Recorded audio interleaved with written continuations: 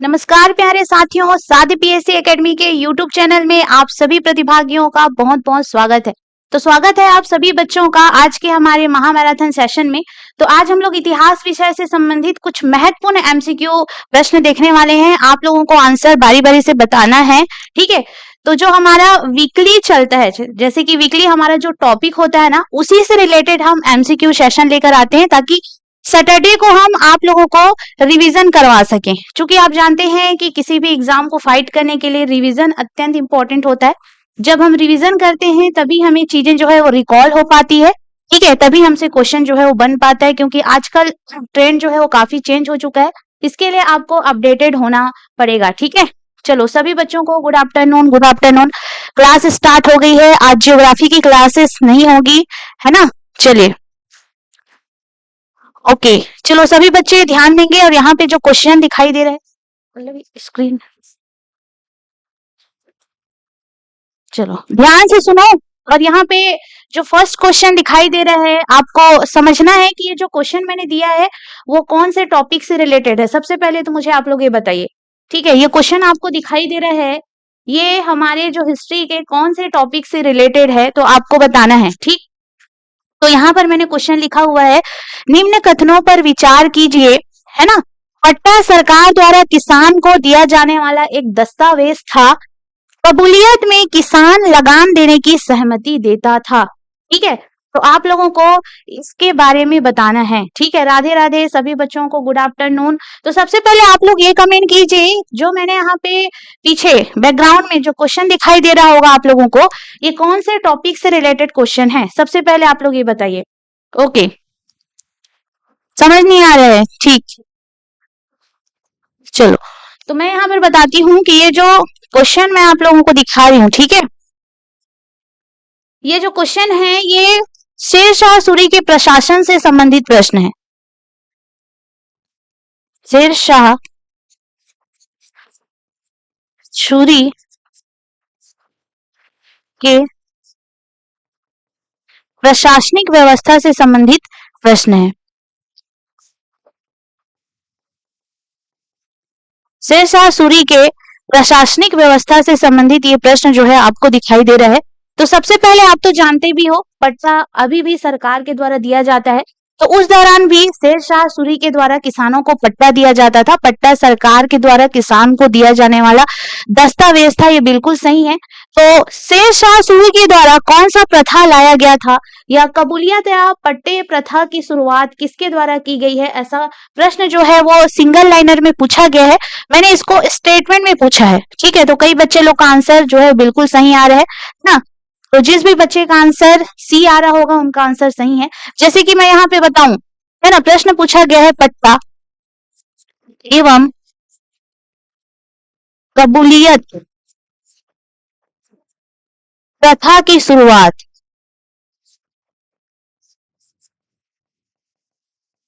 किसके द्वारा की गई थी। ऐसा कौन सा शासक है जिसने पट्टा एवं कबूलियत प्रथा की शुरुआत की थी। ऐसा सिंगल लाइनर प्रश्न हमें बहुत सारे एग्जाम में देखने को मिला है, लेकिन उसी क्वेश्चन को मैंने चेंज कर दिया है और उसको स्टेटमेंट में पूछा है ताकि आप लोगों को आइडिया हो सके। और डायरेक्ट प्रश्न पूछा जा चुका है कि पट्टा एवं कबूलियत प्रथा की शुरुआत, है ना, सूरवंश के संस्थापक शेर शाह सूरी ने लॉन्च किया था। इसमें जो पट्टा है वो सरकार के द्वारा किसानों को दिया जाता था, ठीक है। और कबूलियत प्रथा में क्या होता था कि किसान जो है वो लगान देने के लिए सहमति भरते थे, ठीक है। हम आप जो नियम तय किए हैं पट्टा प्रथा के अंतर्गत, हम उस नियमों को मानेंगे, ऐसे करके किसान जो है वो हामी भरते थे। इसलिए मैंने यहाँ पे स्टेटमेंट 2 में लिखा है कि कबूलियत में किसान लगान देने के लिए सहमति देता था। तो दोनों स्टेटमेंट हमारे सही हो जाते हैं, ठीक है। ओके, कोई बात नहीं, थ्योरी में समझ आता है, एमसीक्यू के लिए दिक्कत होता है तो दिक्कतें नहीं होंगी। दिक्कतें इस तब नहीं होंगी जब आप लोग पढ़ेंगे नहीं तो दिक्कत तो होगी ही। इसलिए एक बार पढ़ के छोड़ दिए और आपको लगेगा कि हमसे सभी क्वेश्चन बनेगा, वो तो गलत बात है ना। क्वेश्चन आपसे तभी बन पाएंगे जब आप बार बार रिकॉल करेंगे, ठीक है। तो पढ़ने का सबसे अच्छा तरीका है, या चीजें तभी आपको याद हो पाएगी जब आप रिकॉल करेंगे, रिविजन करेंगे, ठीक है। प्रीवियस ईयर का क्वेश्चन नहीं है, ये बिल्कुल नए प्रश्न है, अभी आप लोगों को और समझ में आ जाएगा। जैसे कि मैंने कहा, पट्टा जो है वो सरकार के द्वारा जारी किया जाने वाला दस्तावेज था, जो कि सूरवंश के संस्थापक शेरशाह सूरी के द्वारा जारी किया जाता था। और कबूलियत में ऐसा था कि किसान जो है सरकार के द्वारा जो जारी किए गए नियमें थे उसको मानने के लिए बाध्य होती थी और वो लगान देने के लिए सहमति देते थे। इसको बोला जाता था कबूलियत प्रथा। ठीक है, गुड आफ्टरनून सभी बच्चों को। अब मैं यहाँ पे इसको और डिटेल में समझा देती हूँ। ये है शेरशाह सूरी, जिन्हें हम सूरवंश के संस्थापक के नाम से जानते हैं। ठीक है, इनके बचपन का नाम था फरीद। ठीक, उसके बाद पट्टा सरकार द्वारा किसानों को दिया जाने वाला लिखित सरकारी दस्तावेज था, जिसके निम्न प्रावधान होते थे। जैसे किसान के पास कितनी जमीन है, एक दस्तावेज में रिकॉर्ड रहता था। उसके अलावा जमीन की माप कितनी है, ये भी उस दस्तावेज में रिकॉर्डेड रहता था। फिर कौन कौन सी फसल बोई जाएंगी, कितना लगान है ना, कितना कर देना होता था, ये सारी बातें जो है वो पट्टे के अंतर्गत उस दस्तावेज में लिखी होती थी, जिसे हमने पट्टा के नाम से अभी पढ़ा हुआ है। ठीक है, ओके, सभी को गुड आफ्टरनून, सभी लाइक कर देंगे। उसके अलावा मैंने कबूलियत की बात कही। ठीक है, तो याद रखिएगा, पट्टा एवं कबूलियत प्रथा की शुरुआत से शाह सूरी ने की थी। अब मैंने ना 5 से 6 बार आपको बता दिया है, तो आपके माइंड से जाना भी नहीं चाहिए।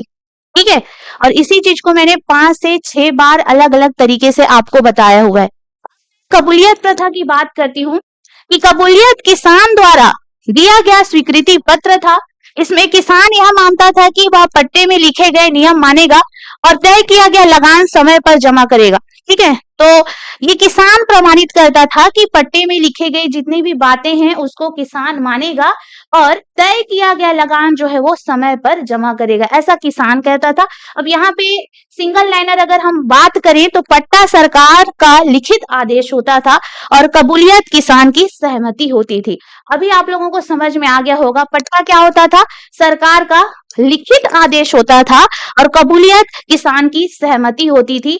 तो आप लोगों को अच्छे से समझ में आ गया होगा। ठीक है, सभी को good afternoon, good afternoon. Next प्रश्न की ओर चलते हैं।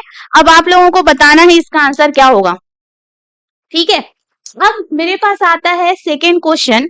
निम्न कथनों पर आपको विचार करना है, तो आइए हम विचार करते हैं। शेरशाह सूरी ने किसानों और सरकार के बीच सीधे संबंध स्थापित करने का प्रयास किया। बताइए जी, स्टेटमेंट 1 मैंने लिखा हुआ है, क्या लिखा हुआ है, चलिए देखिए। शेरशाह सूरी ने किसानों और सरकार के बीच सीधे संबंध स्थापित करने का प्रयास किया। क्या मेरा स्टेटमेंट 1 सही है? पट्टा और कबूलियत व्यवस्था का उद्देश्य बिचौलियों को बढ़ावा देना था। आप लोग थोड़ा समझ के इसका आंसर जो है वो बताएंगे। चलो सभी बच्चे आंसर बताएंगे। एक, ये बिल्कुल नए और ऑथेंटिक प्रश्न है भाई। हर सैटरडे को मैं नए और ऑथेंटिक प्रश्न भी लेकर आती हूँ ताकि आपके कॉन्सेप्ट जो है वो क्लियर हो सके। ठीक है, क्योंकि आप चेक कर सकते हैं बिल्कुल नए प्रश्न है, ऐसे प्रश्न आपको बुक में भी नहीं मिलेंगे, इसलिए आप लोग क्लास जो है वो अटेंड किया करें। ठीक है, ओके। चलो मैं जानना चाहती हूँ कि किससे किससे यह प्रश्न बन रहा है। बहुत लोगों का आंसर आ रहा है, कई लोग ए बोल रहे हैं, है ना, कई लोग ए ही बोल रहे हैं। बिचौलिया मीन्स बताएंगे जी, थोड़ा सा पेशेंस बनाकर रखिए, है ना। पहले आप लोग आंसर तो बताइए। ओके, अब शेरशाह सूरी ने किसानों और सरकार के बीच सीधे संबंध स्थापित करने का प्रयास किया, बिल्कुल सही है। ठीक है, अब यहाँ पर मान लो सरकार है, ठीक है, यहाँ पे सरकार है, बीच में है बिचौलिया, बिचौलिया, और लास्ट में है यहाँ पे किसान। बिचौलिया जो है वो है ना किसान और सरकार के बीच की कड़ी थी, मतलब बिचौलिया जो है वो लगान वसूल करके किसको देगा, है ना, एक तरह से आप ठेकेदार बोल सकते हो। बिचौलिया जो है वो बीच के कोई इंसान था, बीच का पर्सन था, जिसको सरकार आदेश देता था कि आप जाइए वहां से लगान वसूल करके मेरे पास लाइए। ठीक है, तो इस तरह से सरकार का एक क्या होता था, कर्मचारी होता था, लेकिन इस बिचौलिया सिस्टम को यहाँ पर शेरशाह सूरी ने हटा दिया और उसने खुद किसान से संपर्क बढ़ाया। ठीक है, तो यहाँ पर इसीलिए मैंने स्टेटमेंट 1 को करेक्ट किया हुआ है कि शेरशाह सूरी ने किसानों और सरकार के बीच संबंध स्थापित करने का प्रयास किया। उन्होंने सीधा डायरेक्ट संपर्क किया किसान से, वो किसी बिचौलियों का या किसी जमींदार या किसी ठेकेदार का सहारा नहीं लिए हैं। ठीक है, इसलिए हमारा पट्टा और कबूलियत व्यवस्था का उद्देश्य बिचौलियों को बढ़ावा देना था, ये गलत है, बिचौलियों को समाप्त करना था। आई बात समझ में? तो जिसने सिर्फ केवल एक लगाया है यानी कि ए ऑप्शन पर क्लिक किया है, ठीक है, तो उनका आंसर क्या हो जाएगा? सही हो जाएगा। मैंने ऐसा नहीं कहा कि शेरशाह सूरी ने बिचौलियों प्रथा को बढ़ावा दिया है, ठीक है। तो पट्टा कबूलियत व्यवस्था का उद्देश्य बिचौलियों को बढ़ावा देना नहीं था, यहाँ मैंने था लिख दिया है, तो ये क्या हो जाएगा? हमारा स्टेटमेंट 2 इनकरेक्ट हो जाएगा।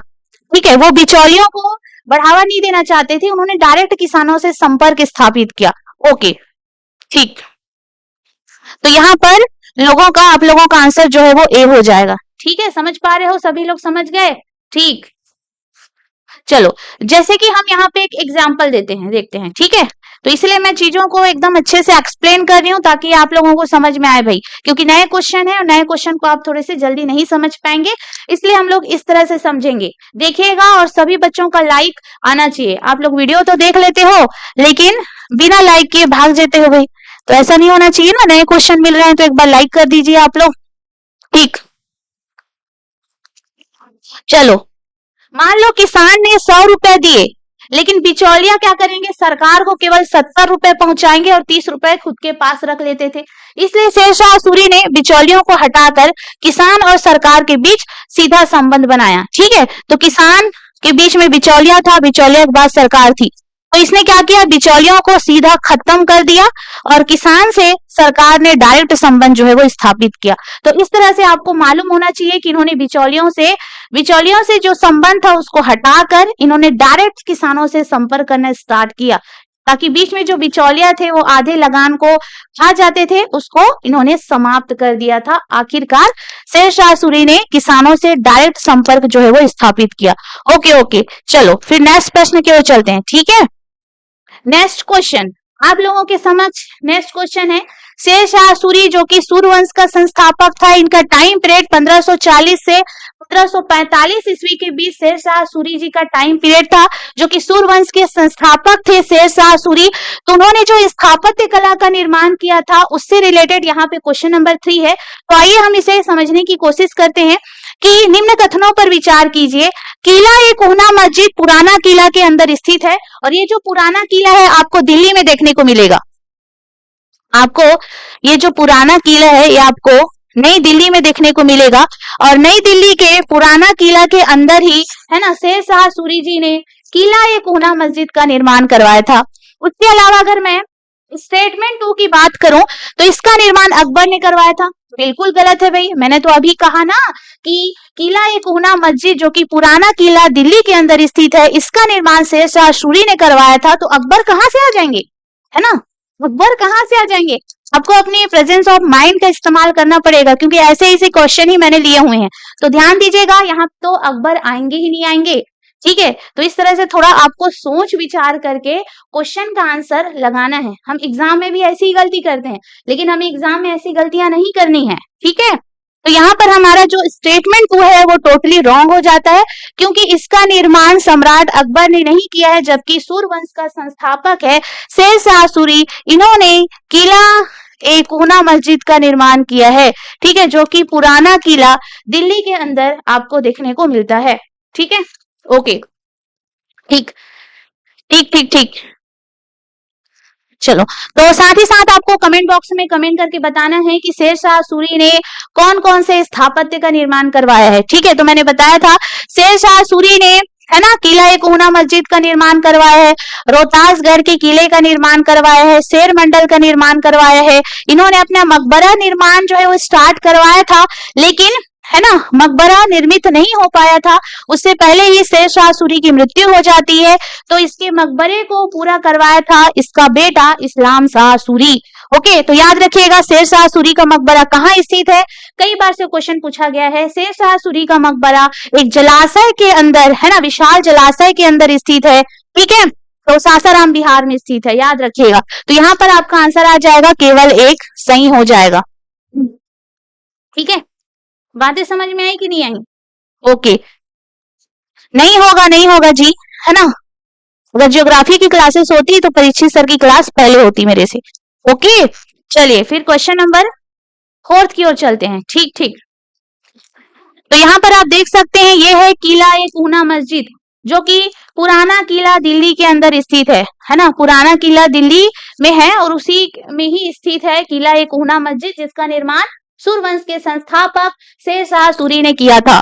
नेक्स्ट, किला ए कूना मस्जिद, ठीक है, पुराना किला दिल्ली में स्थित है, जिसका निर्माण 1541 ईस्वी में यानी कि 16वीं शताब्दी में भारतीय इस्लामी वास्तुकला का एक शानदार उदाहरण हमें देखने को मिलता है। किला ए कूना मस्जिद अपने 5 नुकीले मेहराबों, जटिल संगमरमर, बलुआ पत्थर की जड़ाई के काम और सूर्य वंश की उत्कृष्ट कृति के रूप में ये जानी जाती है ना। पुराना किला के अंदर स्थित है ना किला ए कूना मस्जिद, जिसका निर्माण 1541 में यानी कि 16वीं शताब्दी में शेरशाह सूरी के द्वारा किया गया था। नेक्स्ट क्वेश्चन, पुराने किले की 1541 में निर्मित किला ए कूना मस्जिद में 5 नुकीले मेहराब न केवल इसके स्थापत्य की खूबसूरती बढ़ाते हैं, बल्कि इस्लामी आस्था के केंद्र अनिवार्य 5 दैनिक नमाजें फज्र, हुजूर, अस्र और मगरिब और ईशा का प्रतीक भी माने जाते हैं। तो आपको पता होना चाहिए कि जो मुस्लिम लोग होते हैं दिन में 5 प्रकार की नमाज जो है वो पढ़ा करते हैं। तो कौन कौन सी नमाजों को पढ़ते हैं, और यही 5 नवाबों का वहां पे पंच मेहराब के रूप में उस मस्जिद में है ना वहां पे चिन्हांकित किया गया है। इस तरह से उसे डिजाइन किया गया है भाई, है ना, किला ए कूना मस्जिद में। तो मुस्लिम जो है वो 5 प्रकार के नमाज कब कब अदा करते हैं उसके बारे में हम थोड़ा सा देख लेते हैं। हालांकि ये हमारे एग्जाम में नहीं आएगा, लेकिन हमारे जानकारी के लिए ये भी अनिवार्य हो जाते हैं। ओके, फिर इसके बाद मैं और भी नेक्स्ट क्वेश्चन आप लोगों से पूछने वाली हूँ, तो ध्यान देना है।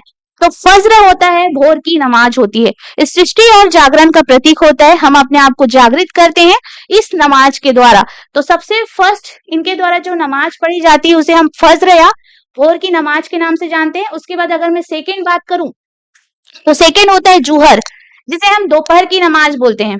ये गतिविधि और संतुलन का प्रतीक माना जाता है।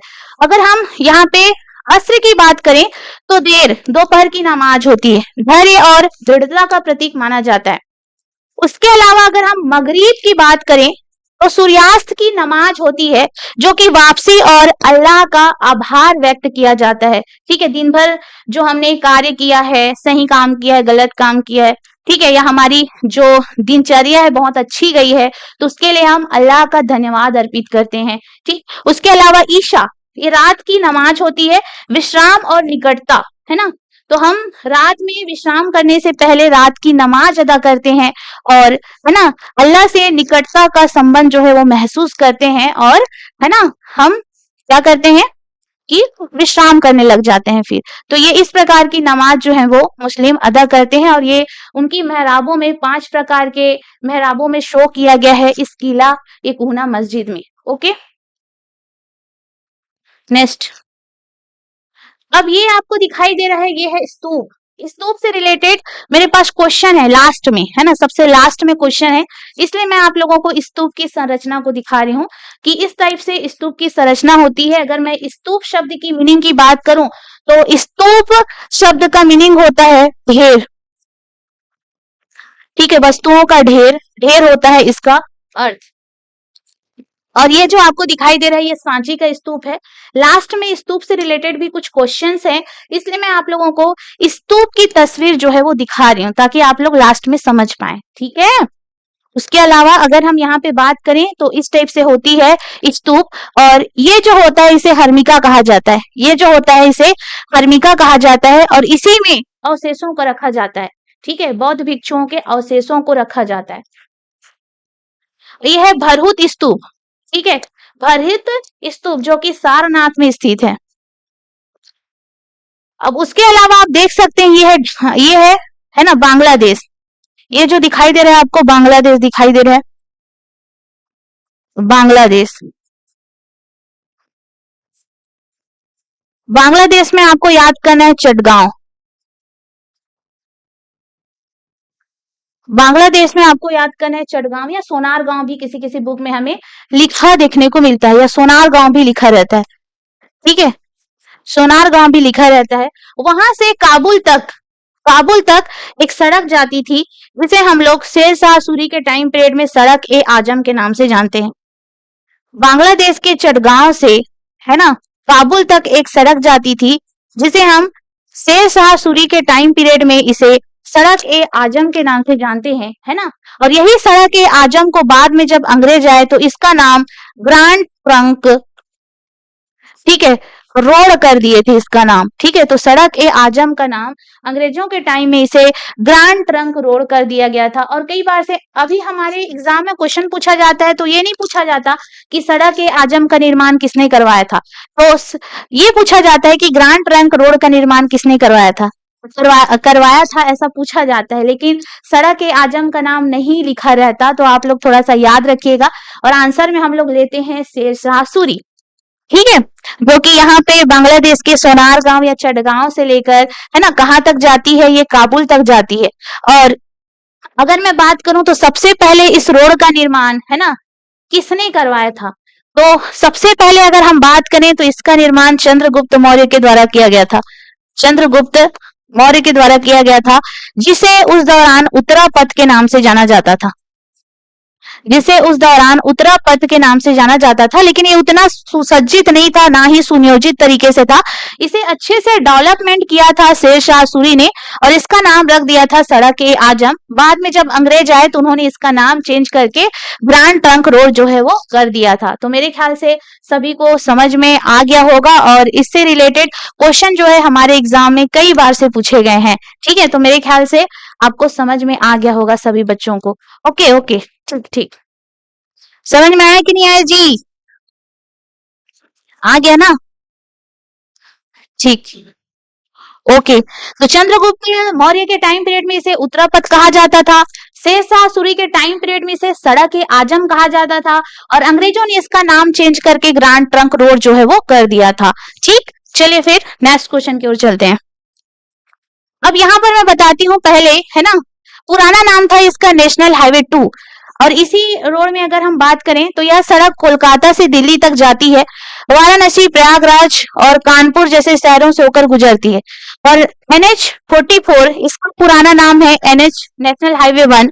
यह सड़क दिल्ली से अमृतसर तक होकर जाती है, और कहीं ना कहीं ये जो रोड है आपस में थोड़े से कनेक्टेड है, ठीक है। ये भी जो नेशनल हाईवे है उसमें कनेक्टेड है, इसलिए मैंने यहाँ पे दोनों नेशनल हाईवे के नाम जो है वो लिखे हुए हैं।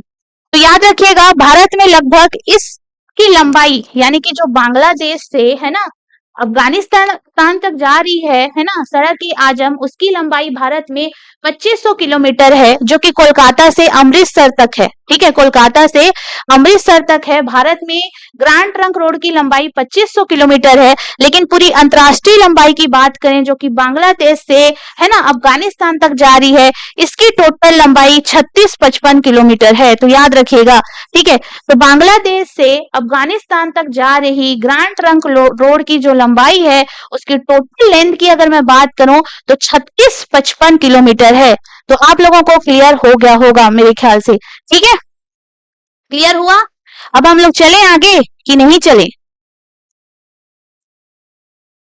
चलो फिर आगे चलते हैं।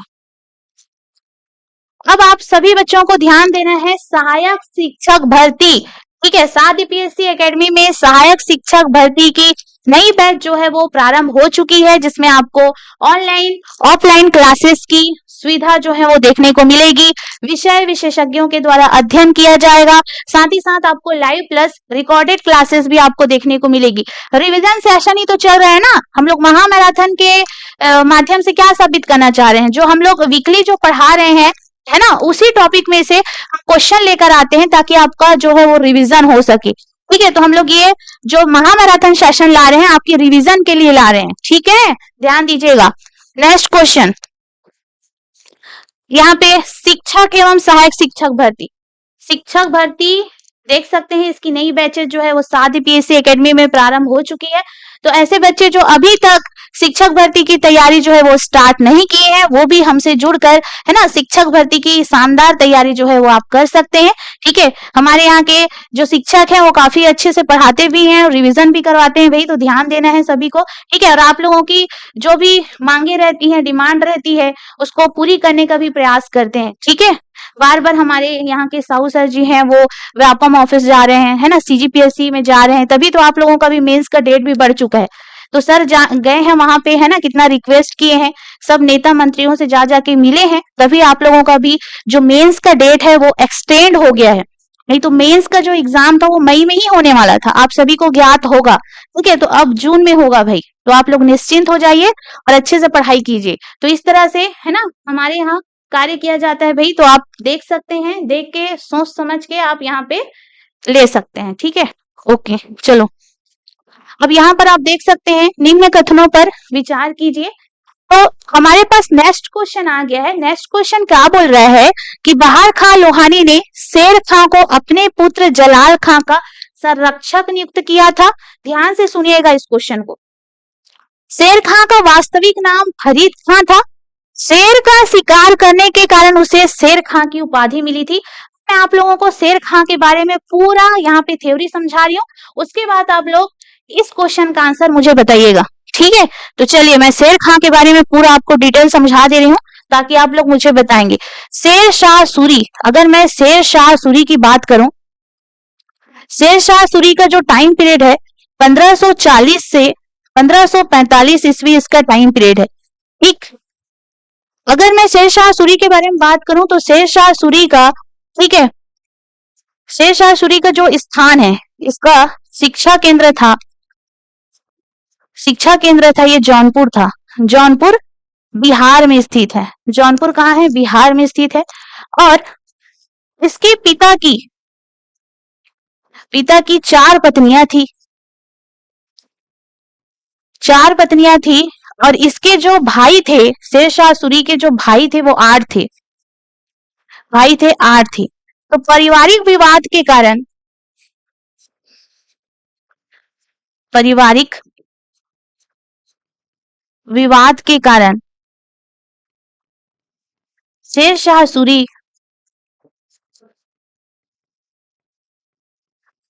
दक्षिण बिहार के सूबेदार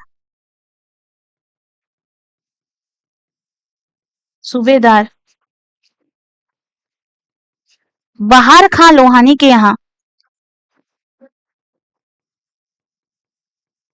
लोहानी, ठीक है, दक्षिण बिहार के सूबेदार थे बहार खां लोहानी। इनके यहाँ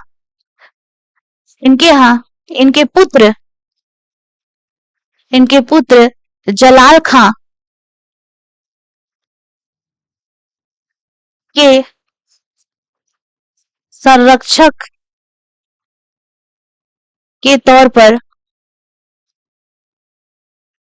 नौकरी स्टार्ट किए।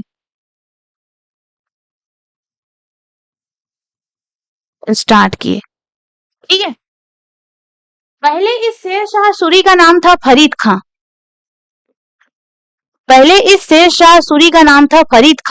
लेकिन मैं इसको पूरा नहीं लिख रही हूं, मैं बता रही हूं, आप लोग सुनिएगा।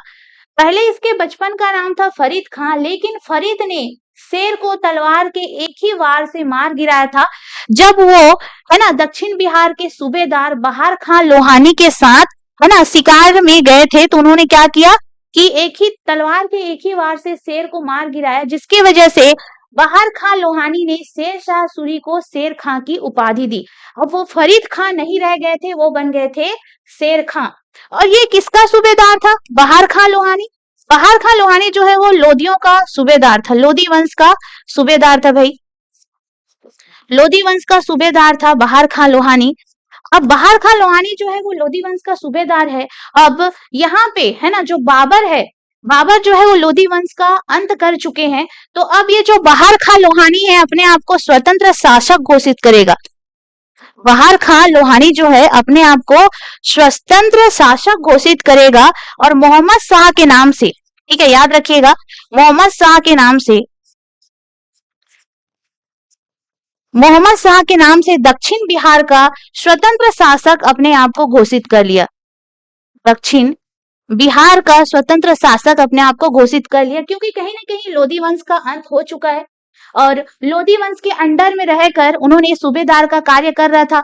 और अपने जो बेटा है जिसका नाम है जलाल खां, उसका संरक्षक नियुक्त कर दिया देखभाल के लिए। क्योंकि आप जानते हो कि किसी भी अधिकारी हो गया, राजा महाराजा के बेटे पर खतरा जो है वो षड्यंत्र जो है वो मंडराते रहता था। तो अपने पुत्र की रक्षा करने के लिए इन्होंने है ना फरीद को नियुक्त किया था संरक्षक के तौर पर। लेकिन यहाँ पर इनके वीरता को देखकर जब उन्होंने शेर को तलवार के एक ही वार से मार दिया तो बहार खान लोहानी ने फरीद को है ना एक उपाधि दी शेर खां की। तो याद रखिएगा, ठीक है। अब क्या होता है, कहानी बता रही हूँ सुनिएगा, हर चीज को लिखूंगी नहीं, है ना। तो फिर क्या होता है कि कुछ टाइम तक जलाल खां है ना, जलाल खां की देखभाल करते हैं यहाँ पे शेरशाह सूरी। लेकिन कुछ टाइम बाद ऐसा आता है कि ये ना है ना कुछ यहाँ पे दक्षिण बिहार के कुछ अधिकारी रहते हैं जो कि शेर खां के खिलाफ षड्यंत्र करने लगते हैं। तो ये कुछ टाइम के लिए बाबर की सेना में जाके भर्ती हो जाते हैं, याद रखिएगा, ठीक है। तो फिर क्या होता है कि शेरशाह सूरी है, अब इसके बाद वो बहार खान लोहानी को छोड़कर बाबर की सेना में भर्ती हो जाएंगे। अब बहार खान लोहानी को छोड़कर शेरशाह सूरी जो है वो बाबर की सेना में भर्ती हो जाते हैं और चंदेरी के युद्ध में उन्होंने पार्टिसिपेट किया था बाबर की तरफ से। चंदेरी का युद्ध जब बाबर ने लड़ा था तो शेरशाह सूरी की परफॉर्मेंस, सूरी की वीरता से बाबर प्रभावित हुए।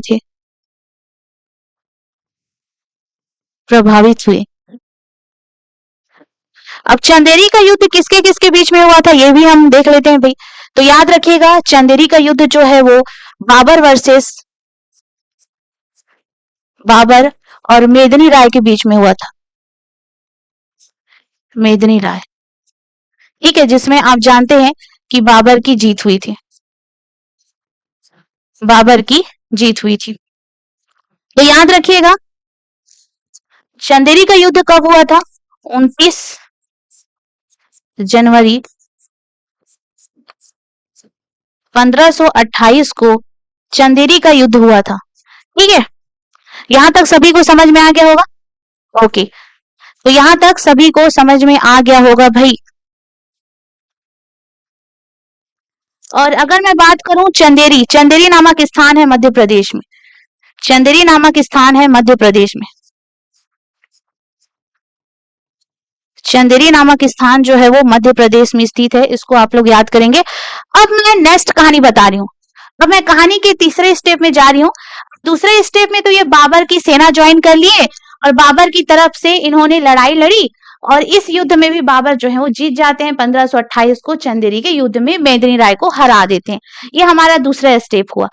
तीसरा स्टेप में क्या होगा कि इसको बाबर की सेना में भी अच्छा नहीं लग रहा है ना। उसके बाद इसे मुगलों के साथ रहना अच्छा नहीं लग रहा था और ये समझ गए थे कि बाबर की कमजोरियां कौन कौन सी है या मुगलों की कमजोरियां कौन कौन सी है ना। इनको बहुत सारी कमियां नजर आई मुगलों की सेना में, इसलिए उनकी कमियों को अच्छी तरीके से भांप गए थे। इसलिए तो बाद में ये इनके बेटे हुमायूं को हरा देते हैं ना, आप लोगों को पता होगा। इसलिए तो शेरशाह सूरी जो है वो इजिली हुमायूं को हरा देते हैं जी। कुछ टाइम तक ये बाबर की सेना में नौकरी किए लेकिन उन्हें अच्छा नहीं लग रहा था मुगलों के साथ, तो फिर से आके बहार खान लोहानी के यहाँ संरक्षक बन जाते हैं और जलाल खां की देखभाल करने लगते हैं।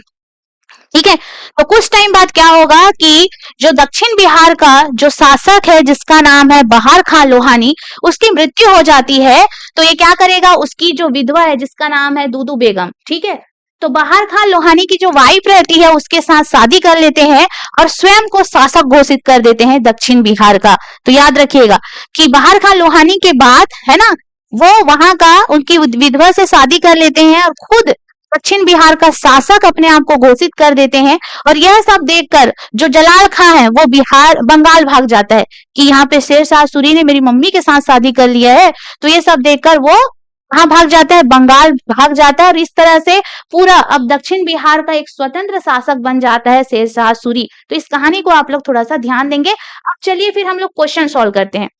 ठीक है, तो अब हम लोग क्वेश्चन सॉल्व करेंगे। मैंने कहा बहार खान लोहानी ने शेर खां को अपने पुत्र जलाल खां का संरक्षक नियुक्त किया था, तो आप लोग अब इजिली बना पाएंगे इस क्वेश्चन को। ठीक है, तो मैंने कहा बहार खान लोहानी ने शेर खां को अपने पुत्र का जलाल खां का संरक्षक नियुक्त किया, तो बिल्कुल किया था भाई, स्टेटमेंट 1 हमारा सही हो जाएगा। उसके अलावा मैंने कहा शेर खां का वास्तविक नाम फरीद खां था, ये भी हमारा सही हो जाता है। शेर का शिकार करने के कारण उसे शेर खां की उपाधि मिली थी, ये भी हमारा सही है। तो आपका स्टेटमेंट 1, 2 एंड 3 तीनों सही हो जाता है। तो याद रखिएगा 1, 2, 3 तीनों स्टेटमेंट जो है वो सही है। तो मेरे ख्याल से सभी बच्चों का आंसर जो है वो करेक्ट होगा। ठीक है, समझ में आया कि नहीं आया शेरशाह सूरी का शॉर्ट कहानी? ठीक, अब कमेंट करके बताइए मुझे, कहानी समझ में आई थी कि नहीं आई थी? बताएंगे एक बार, जल्दी बताइए,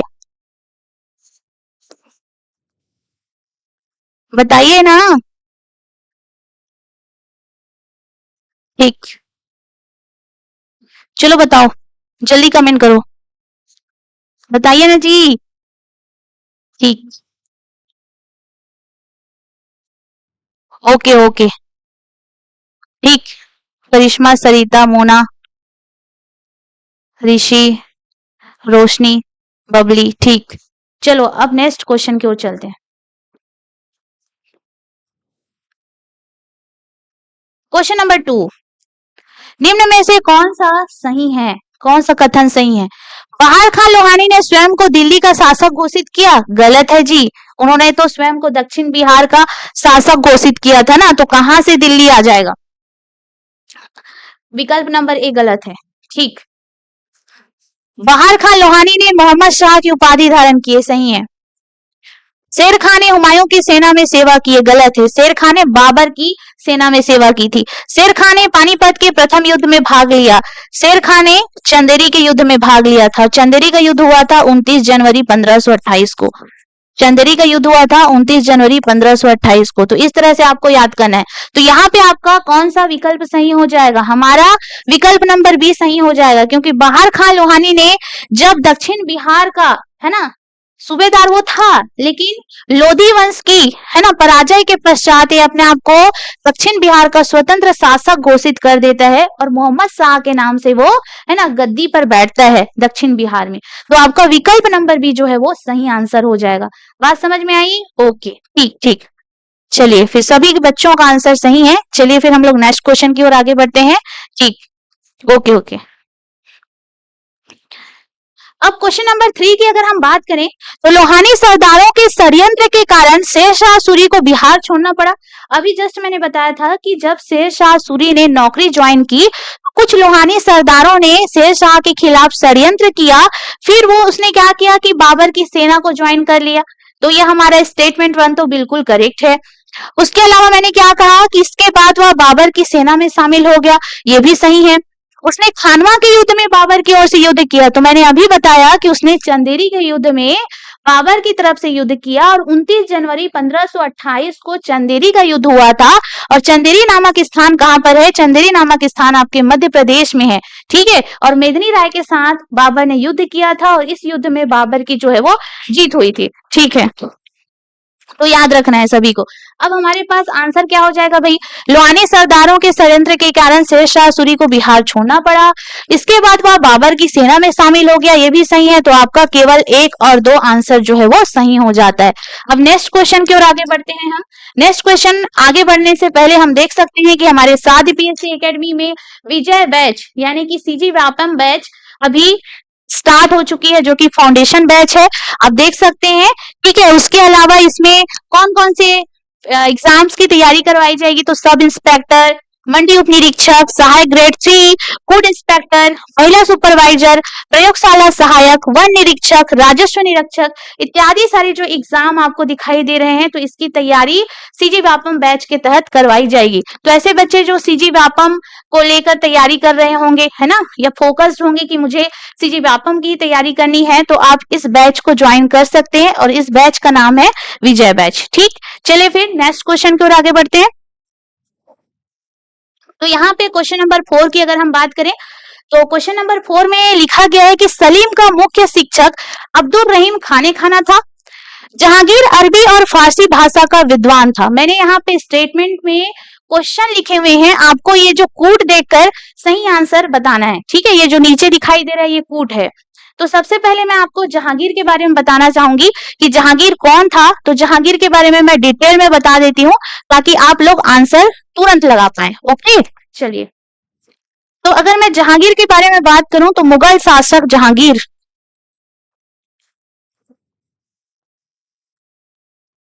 तो जहांगीर के बारे में हम बात करते हैं। तो जहांगीर के अगर जन्म के बारे में बात करूं तो बुक में लिखा है 30 या 31। इसके जन्म को लेकर थोड़ा सा विवाद है। 30 या 31 अगस्त 1569 को फतेहपुर सीकरी में हुआ था। फतेहपुर सीकरी में जहांगीर का जन्म हुआ था। ठीक है। उसके अलावा अगर मैं बात करूं तो फतेहपुर सीकरी कहां पर स्थित है? ये उत्तर प्रदेश में स्थित है, फतेहपुर सीकरी। अब जहांगीर का शिक्षक कौन था? जहांगीर का शिक्षक था अब्दुल रहीम खाने खाना।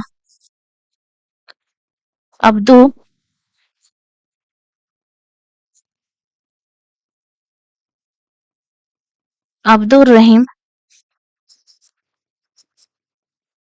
खाने खाना। अब्दुल रहीम खाने खाना ये जो था ना, ये जहांगीर का शिक्षक था। और इनसे उन्हें क्या क्या शिक्षा प्राप्त हुई? अरबी, फारसी और विज्ञान। ठीक है, विज्ञान की उन्होंने शिक्षा प्राप्त की।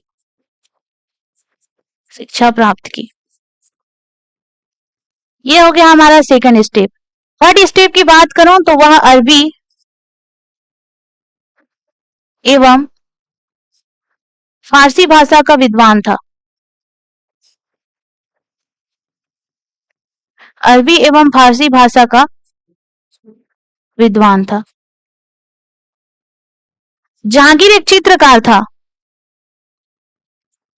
जहांगीर एक प्रसिद्ध चित्रकार था।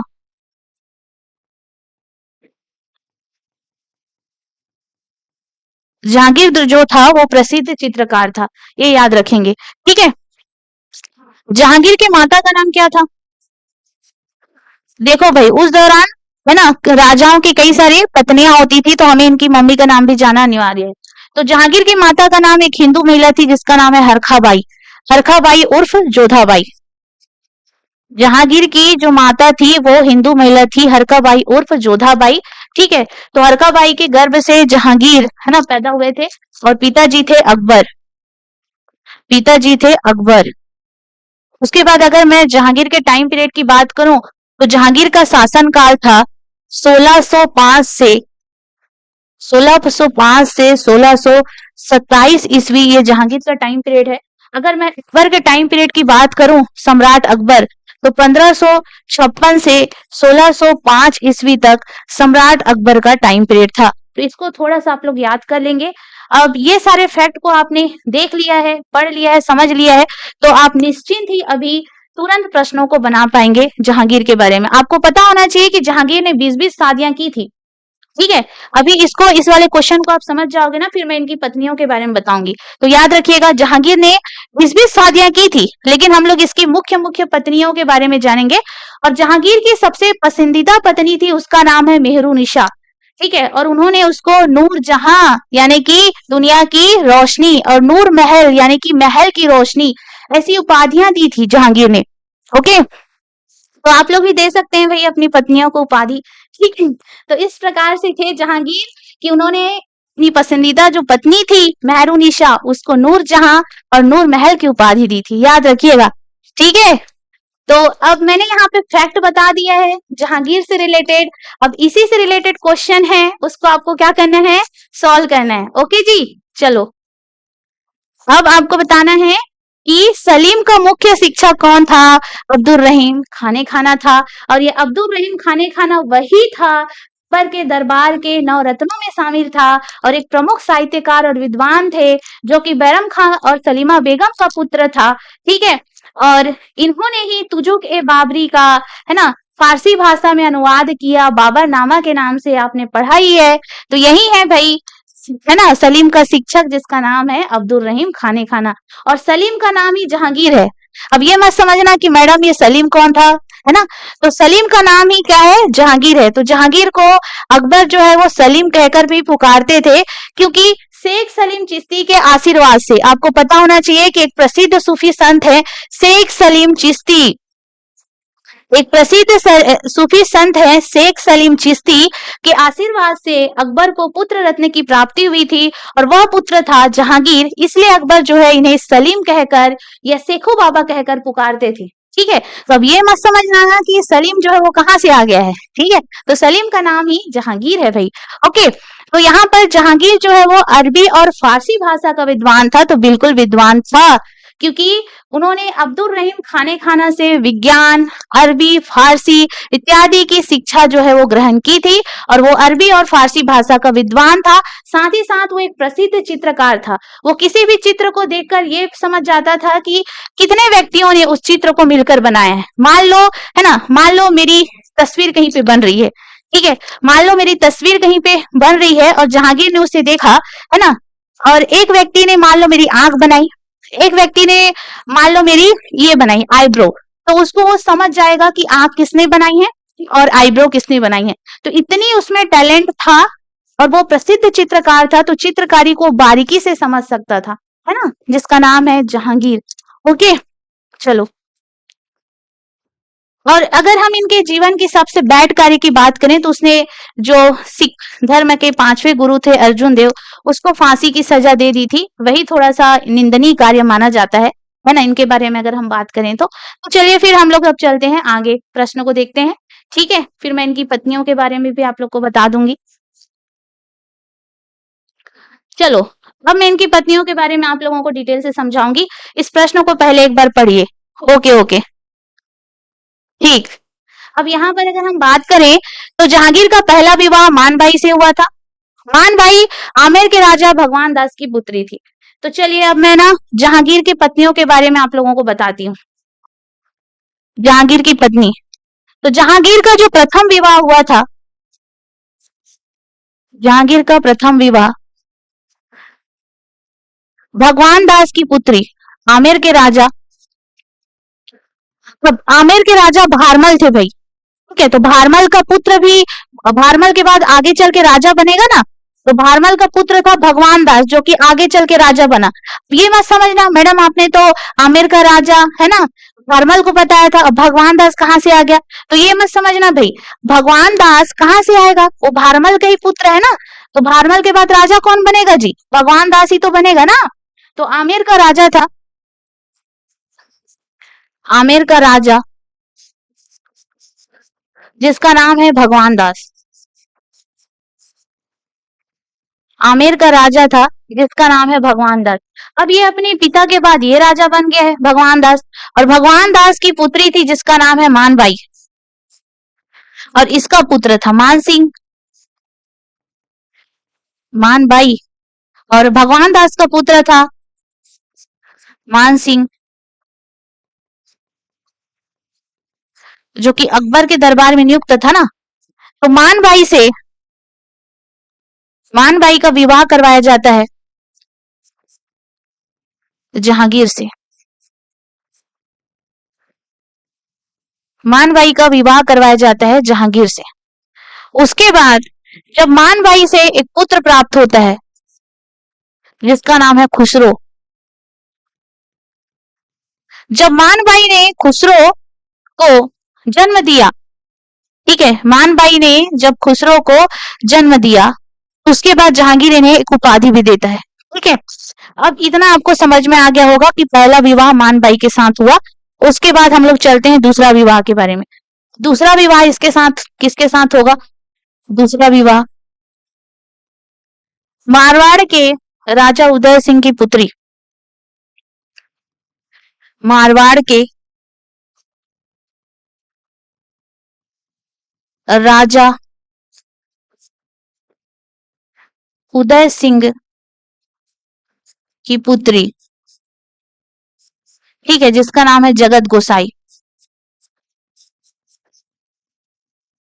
इनको भी किसी किसी बुक में ना ऐसे निक नेम के तौर पर जोधाबाई लिखा रहता है इनके बारे में भी, ठीक है, तो कंफ्यूज नहीं होना है। मेन हमारे जोधाबाई वही थी अकबर वाली, लेकिन किसी किसी बुक में इनको भी कहीं कहीं पे जोधाबाई बोल दिया गया है। ओके, हाँ, मान सिंह और मानबाई भाई बहन थे भाई, गलत नहीं समझना है। ओके ओके, सही बोल रहे हो। उसके अलावा अगर हम बात करें, है ना, तो ये जगत गोसाई को कभी कभी जोधाबाई बोल दिया जाता है किसी किसी बुक में। और ये जगत गोसाई के गर्भ से, है ना, उन्होंने एक पुत्र को जन्म दिया, यही था खुर्रम। खुर्रम और खुसरो दोनों भाई हैं, लेकिन अलग अलग माता के पुत्र हैं, और आपको कंफ्यूज नहीं होना है। यही खुर्रम आगे चलकर, है ना, यही खुर्रम आगे चलकर शाहजहां के नाम से प्रसिद्ध होंगे। यही खुर्रम आगे चलकर शाहजहां के नाम से प्रसिद्ध होंगे। और शाहजहां मतलब दुनिया का राजा, ये उपाधि दी थी जहांगीर ने अपने पुत्र किसको, खुर्रम को। अभी सिर्फ खुर्रम है ना, अभी सिर्फ खुर्रम है। तो जहांगीर का दूसरा विवाह होता है मारवाड़ के राजा उदय सिंह की पुत्री, है ना, जगत गोसाई से इसका दूसरा विवाह हुआ, और इनके गर्भ से इन्हें एक पुत्र प्राप्त हुआ जिसका नाम है खुर्रम। यही खुर्रम आगे चल के शाहजहां कहलाएगा। उसके अलावा मैं तीसरे विवाह की बात करूं, तीसरा विवाह होता है साहिब ए जमाल। तीसरा विवाह होता है साहिब ए जमाल, ठीक है।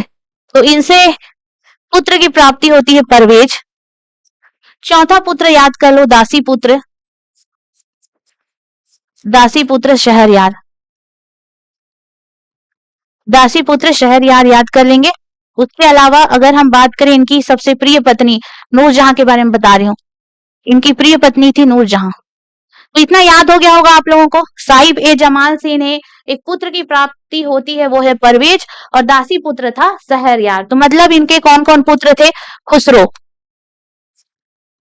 खुसरो के बाद हमने देखा खुर्रम, खुर्रम के बाद हमने तीसरा देखा परवेज, परवेज के बाद हमने चौथा देखा शहरयार। वे इनके पुत्र थे भाई ये, ठीक है। तो जहांगीर के पुत्रों के नाम को आपने देख लिया।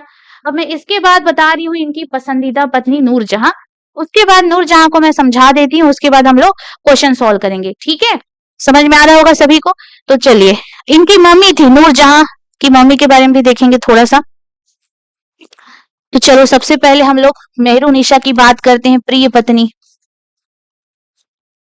प्रिय पत्नी नूरजहां। नूरजहां का रियल नेम था, इनका रियल नेम था मेहरुनिशा,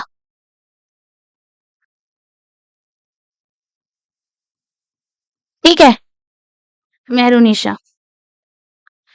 और इसका जो पति था ये जहांगीर के यहाँ नौकरी करता था, जहांगीर के यहाँ इसका पति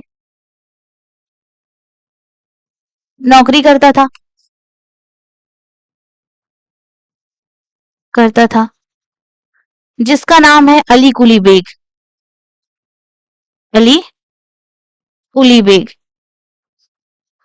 और अली कुली बेग भी एक बहादुर सेना नायक था, और इसने भी शेर को एक ही वार से मार गिराया था, इसलिए जहांगीर ने इसे शेर अफगान की उपाधि दी थी।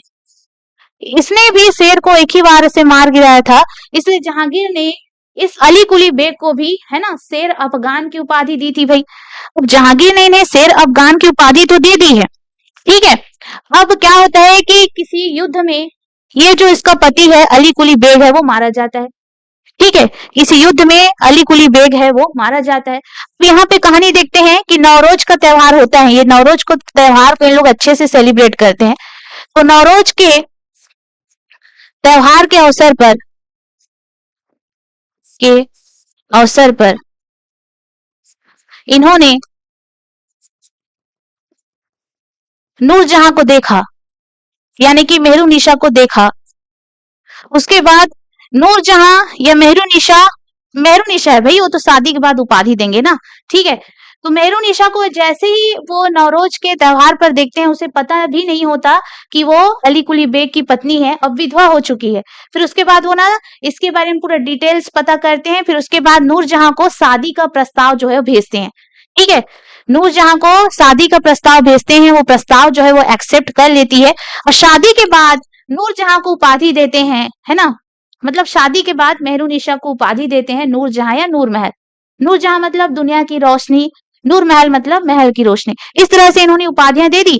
फिर क्या होता है, अब एक फैक्ट याद रखिएगा, गुलाब से इत्र निकालने वाला फैक्ट। अब यहाँ पे हम गुलाब का फूल बना लेते हैं, ठीक है। अब मैंने यहाँ पे बना लिया गुलाब का फूल, ठीक है। मान लो यहाँ पे आप देख रहे हैं एक गुलाब या रोज की तस्वीर, ठीक है। अब गुलाब से इत्र निकालने का जो विधि किसने खोजी थी, ये क्वेश्चन पूछा गया है। गुलाब से इत्र निकालने की विधि, ये क्वेश्चन आ चुका है एग्जाम में। गुलाब से इत्र निकालने की विधि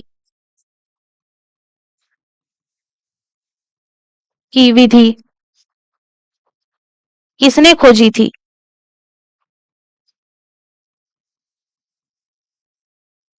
गुलाब से इत्र निकालने की विधि किसने खोजी थी, ये प्रश्न आ चुका है।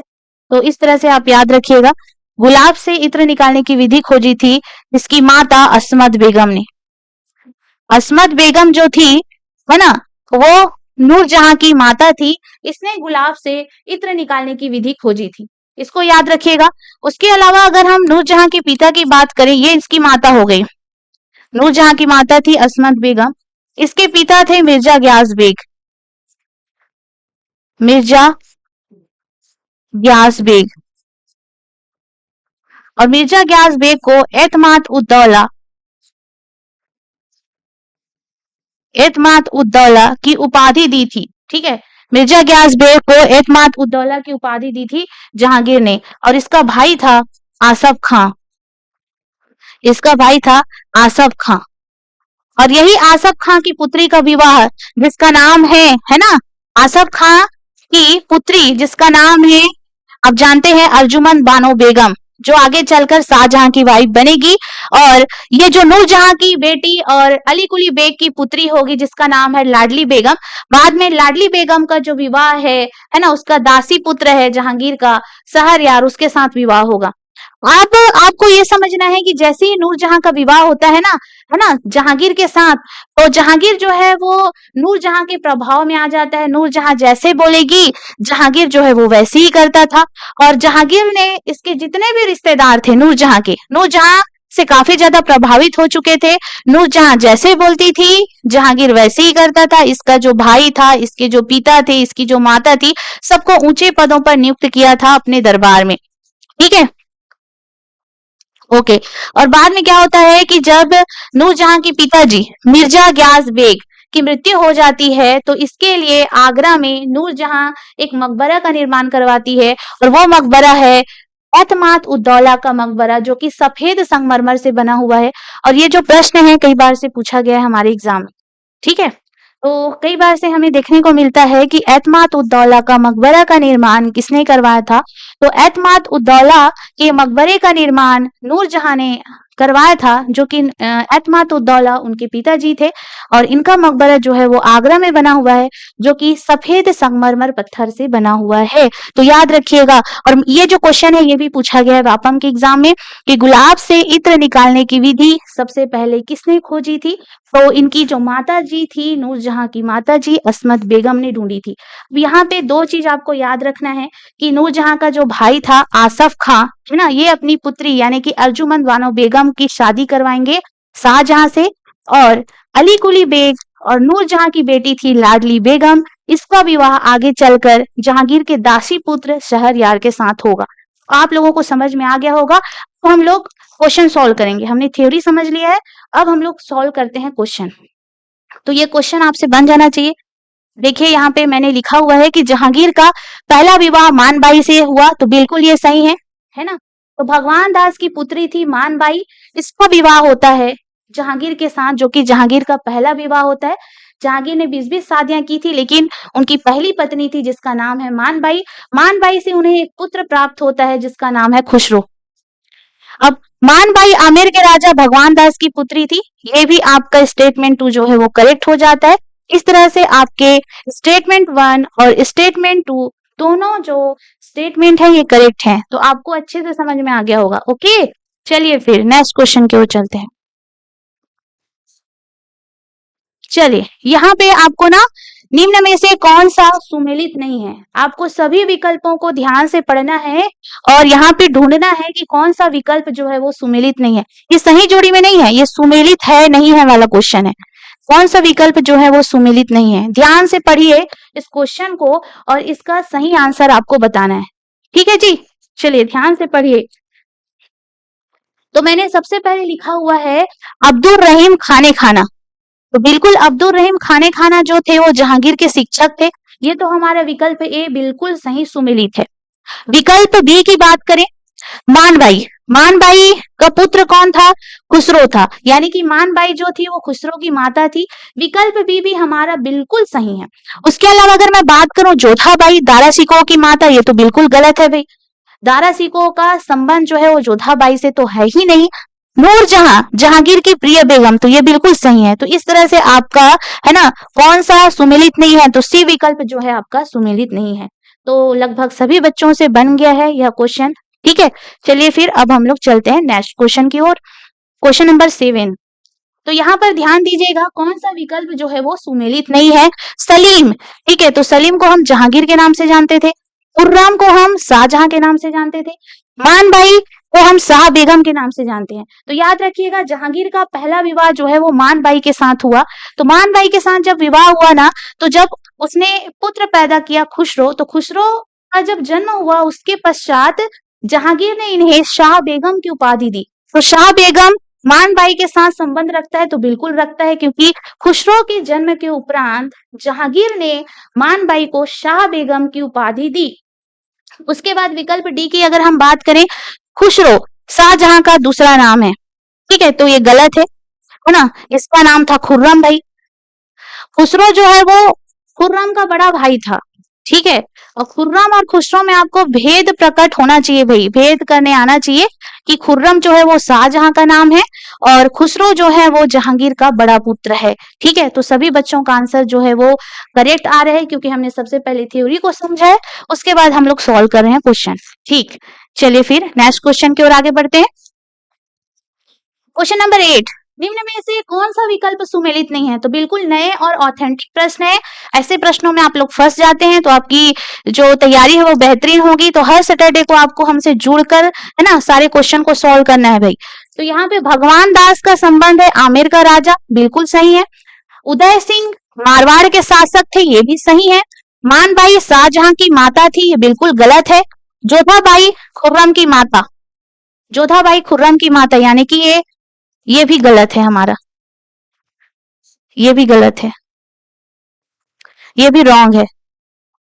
ठीक है, खुर्रम की माता का नाम क्या है? जगत गोसाई। अगर हम एक तरह से सोचें, अगर हम एक तरफ से सोचें कि कहीं ना कहीं जगत गोसाई को भी हम जोधा बोल देते हैं तो ये सही हो जाएगा। अगर हम इस तरह से सोचे तो मैंने बताया था ना कि हरकाबाई को भी जोधा बोल दिया गया है और किसी किसी बुक में जगत गोसाई को भी शॉर्ट में से जोधा बोल दिया जाता है। तो उस दृष्टि से देखें तो ये सही हो जाएगा, लेकिन मानबाई का संबंध जो है वो शाहजहां से है ही नहीं। ठीक है, तो मेन अगर हम उस रीजन से सोचें तो हमारा डी भी सही हो जाएगा। और यहाँ पे अगर हम वाकई में सुमिलित नहीं है बोलेंगे तो हमारा विकल्प नंबर सी सुमिलित नहीं है। ठीक है, तो मेरे ख्याल से सभी बच्चों को आ गया होगा समझ। ठीक, हाँ, लेकिन अगर मैं इस दृष्टिकोण से सोचूं ना कि जगत गोसाई को भी कहीं कहीं पे जोधा बोल दिया गया है, तो उस दृष्टिकोण से है ये क्वेश्चन। ठीक है, उस दृष्टिकोण से है क्वेश्चन। ओके ओके, तो इसलिए तो बोल रही हूँ जी। लेकिन आपको ना जोधाबाई को हरखाबाई को ही याद रखना है मेनली।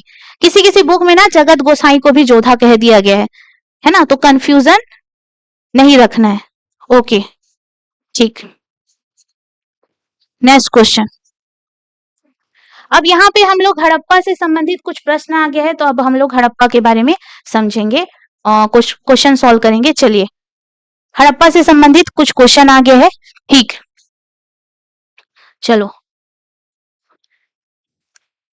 हो गया कि जहांगीर के बारे में कुछ और इंफॉर्मेशन दूं मैं आप लोगों को? ठीक, चलिए फिर इस क्वेश्चन को सॉल्व करते हैं। हड़प्पा काल से संबंधित क्वेश्चन दिया गया है। हड़प्पा काल में जो स्थल थे और वहां पे कौन कौन से साक्ष्य पाए गए हैं उससे रिलेटेड कुछ क्वेश्चन है।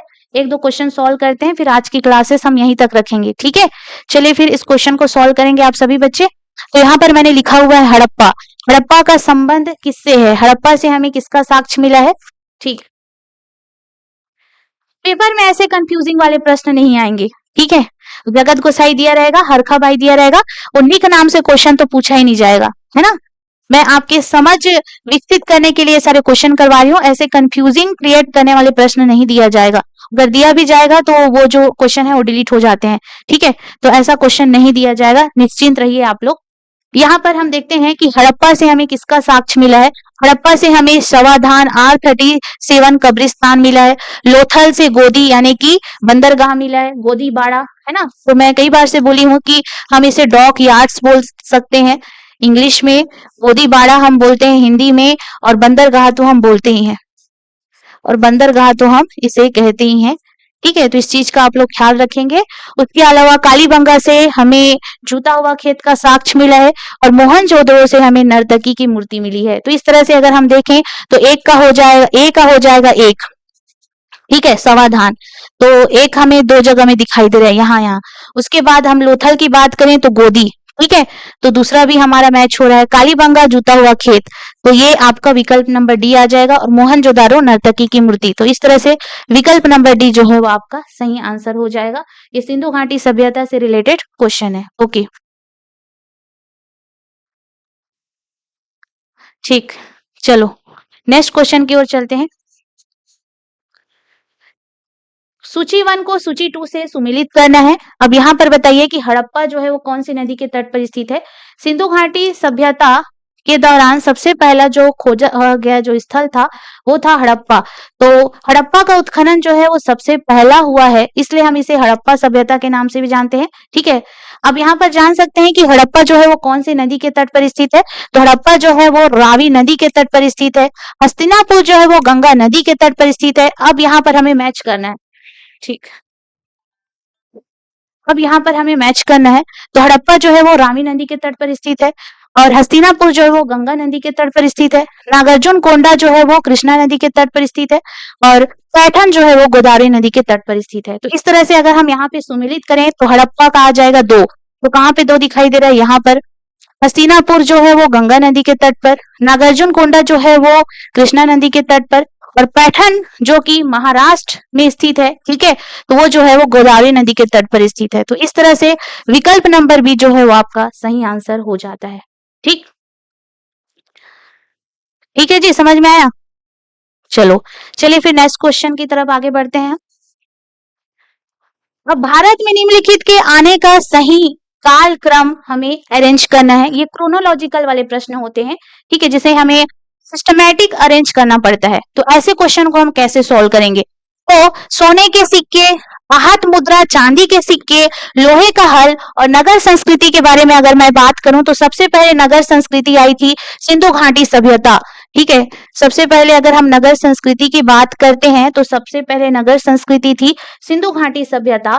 उसके बाद वैदिक काल में 1000 ईस्वी के आसपास हमें लोहे की खोज, है ना, लोहे की खोज हुई, और लोहे की खोज होने से कृषि कार्य को विस्तार मिला, है ना। अनेक प्रकार के कृषि उपकरण जो है वो बनने लग गए थे।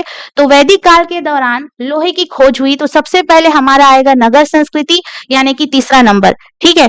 तीसरा नंबर आया सबसे पहले। उसके बाद हमने देखा लोहे के हल, तो चौथा नंबर आएगा जी। सबसे पहले आएगा आपका चौथा नंबर नगर संस्कृति। नगर संस्कृति के बाद आएगा आपका तीसरा नंबर लोहे का हल। उसके बाद आएगा आपका आहत मुद्रा। आहत मुद्रा, आहत मुद्रा मतलब दूसरा नंबर आएगा 4 3 2। और उसके बाद आएगा सोने के सिक्के। अब इसे मैं समझा देती हूँ आप लोगों को। मैंने कहा था, है ना, महाजनपद काल के दौरान हमें आहत मुद्रा जो है वो मिली हुई थी। आहत मुद्रा क्या होता है कि धातु के सिक्के पर, है ना, ठप्पा लगाकर चिन्ह बनाया जाता था। और इसके लिए मैंने आप लोगों को, है ना, पिछले महामैराथन में तस्वीर भी दिखाई थी कि किस प्रकार के दिखाई देते हैं आहत सिक्के। तो जो धातु का सिक्का रहता है उसके ऊपर ठप्पा लगाकर निशान बना दिया जाता था, जिसे हम लोग आहत सिक्के या पंचमार्क मुद्रा के नाम से जानते हैं, जो कि हमें महाजनपद टाइम पीरियड में देखने को मिली थी। तो हमारा तीसरे नंबर में आ जाएगा क्रोनोलॉजिकल ऑर्डर में, ठीक है। तो क्रोनोलॉजिकल ऑर्डर में हमारे तीसरे क्रम में आ जाता है आहत मुद्रा। उसके बाद अगर मैं सोने के सिक्के की बात करूं तो सबसे पहले सोने के सिक्के विदेशी आक्रमणकारियों के द्वारा चलाया गया था, जैसे कि हिंद यवन आक्रमणकारियों ने चलाया था। उसके बाद सबसे ज्यादा बड़े पैमाने पर कुषाण वंश के शासक कनिष्क के शासनकाल के दौरान सर्वाधिक मात्रा में शुद्ध सोने के सिक्के जो हैं वो चलाए गए थे। तो इस तरह से अगर हम इसे अरेंज करें तो सबसे पहले आ जाएगा आपका नगर संस्कृति, जो कि सिंधु घाटी सभ्यता थी। उसके बाद अगर हम बात करें वैदिक संस्कृति की तो 1000 ईस्वी के आसपास हमें लोहे की खोज जो है हुई थी। लोहे की खोज होने से कृषि कार्य को गति मिली थी और कई प्रकार के कृषि उपकरण जो है वो निर्मित होने लगे थे। उसके बाद तीसरे अगर हम बात करें तो आहत मुद्रा, जो कि महाजनपद काल के दौरान में विकसित हुई थी। फिर उसके बाद हम देखेंगे तो सोने का सिक्का। तो इस तरह से आपको अरेंज करना है। जब अरेंज कर लेंगे आप तो उसके बाद अगर आप इसे क्रम से लिखेंगे तो आ जाएगा 4 3 2 1। तो इस तरह से आपका आंसर हो जाएगा विकल्प नंबर डी। अब इसके बाद चलते हैं हम लोग नेक्स्ट क्वेश्चन की ओर। नेक्स्ट क्वेश्चन है, सर्वप्रथम मानव ने निम्न धातु का उपयोग किया था। एकदम सरल प्रश्न है ये, सोना, चांदी, तांबा और लोहा। इसका आंसर आप लोग बताएंगे, जल्दी से कमेंट कीजिए। Question number 12। इसके बाद हम लोग लास्ट क्वेश्चन और देखेंगे, फिर हम आज की क्लास जो है वो यहीं तक रखेंगे। ठीक है, चलिए बता दीजिए। अब इसके बाद मैं आप लोगों से ना 2-4 क्वेश्चन कर लेती हूँ जो हमने क्लास में पढ़ा हुआ था। इसका आंसर हो जाएगा तांबा। तो मैं आप लोगों से है ना कुछ क्वेश्चन करती हूँ, फिर आज की क्लास हम लोग यहीं तक रखेंगे। तो सबसे पहला प्रश्न है मेरा आप लोगों से कि हुमायूं का मकबरा है ना, हुमायूं का मकबरा किसने बनवाया था? हुमायूं का मकबरा किसने बनवाया था? ये आपका पहला प्रश्न था। ठीक है, उसके बाद फटाफट कमेंट करेंगे जितने भी क्लास वाले बच्चे हैं। उसके बाद मैंने कहा इस मकबरे को विश्व विरासत सूची में कब शामिल किया गया है? तो विश्व विरासत सूची में यूनेस्को ने कब शामिल किया? हुमायूं का मकबरा जो है वो विश्व विरासत सूची में कब शामिल हुआ और यूनेस्को की स्थापना कब हुई थी? यूनेस्को की स्थापना,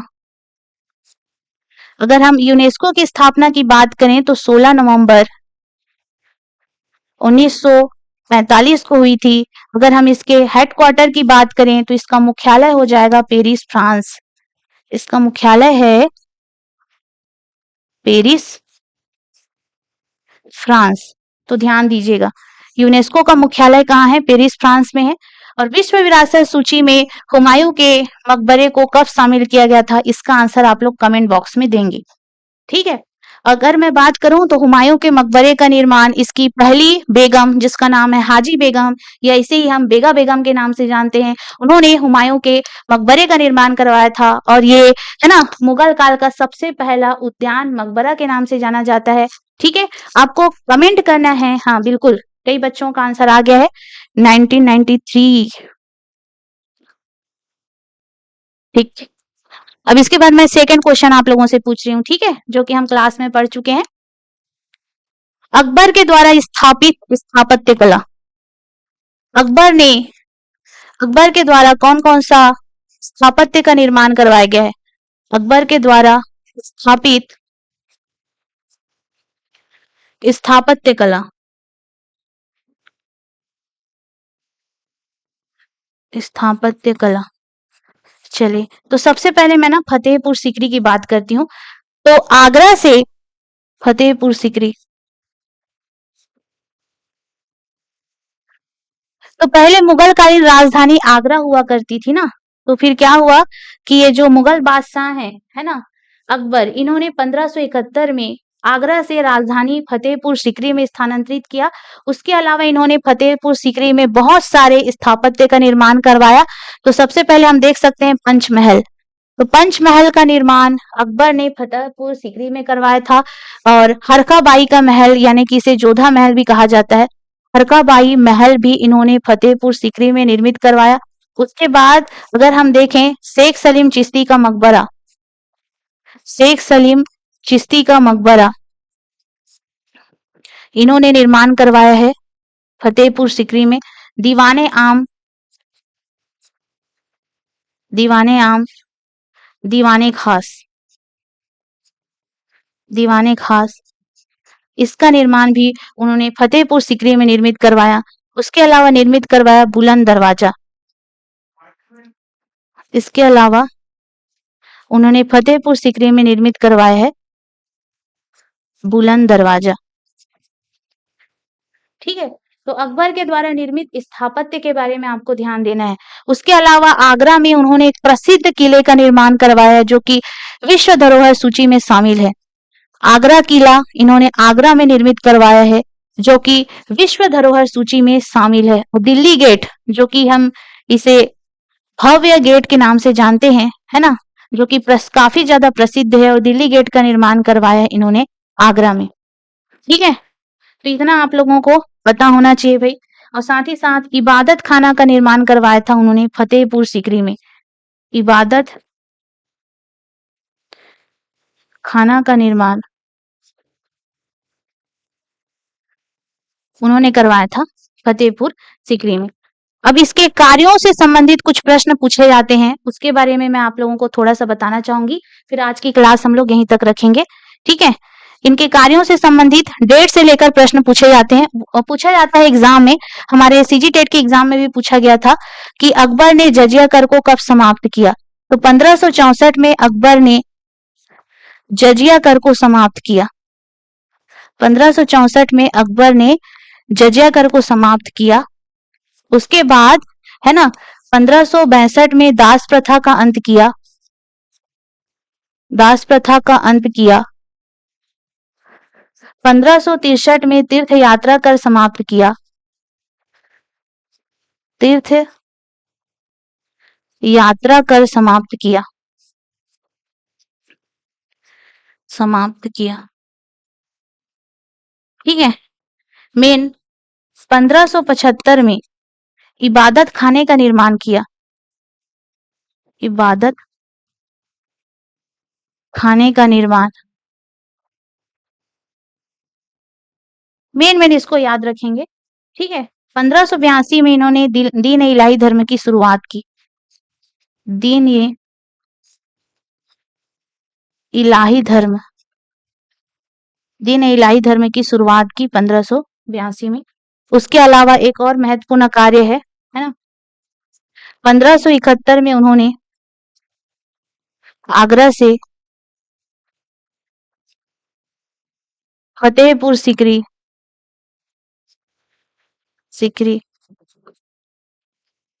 राजधानी स्थानांतरित की।